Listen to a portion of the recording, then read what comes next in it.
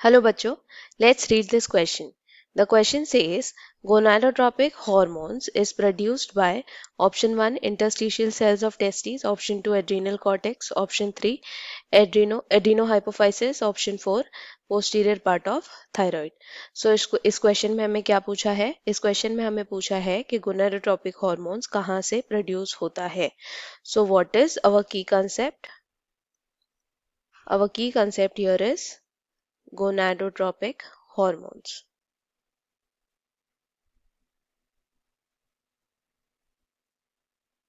So what are gonadotropic hormones? Gonadotropic hormones are also known as gonadotropic. और इन्हें ऐसा क्यों कहा जाता है? Because they act on gonads. Gonads यानी testes and ovaries.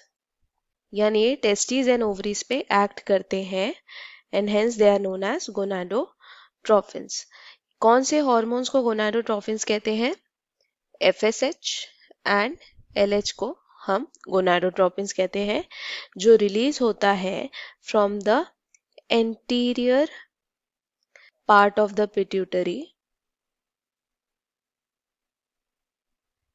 या फिर हम कह सकते हैं अडीनो हाइपोफाइसिस से रिलीज होता है. Adeno hypophysis is the part of the pituitary gland.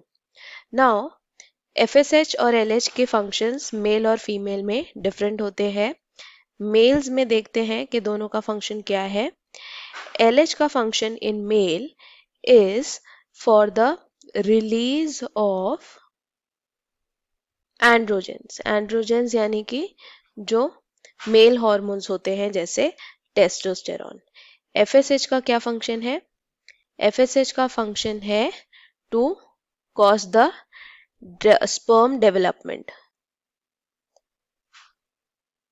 development of sperm. इनके फीमेल्स में क्या फंक्शन है वो देखते हैं.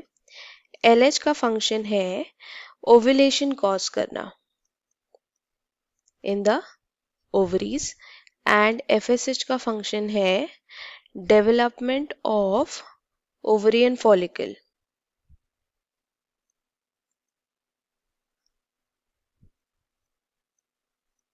सो ये इनके फंक्शंस है मेल और फीमेल में. ऑप्शंस में हमें अडीनोहाइपोफाइसिस आंसर है. Other options are interstitial cells of testis. Interstitial cells of testis is also known as Leydig cells. और इनका क्या फंक्शन होता है? ये रिलीज करते हैं टेस्टोस्टेरॉन हार्मोन.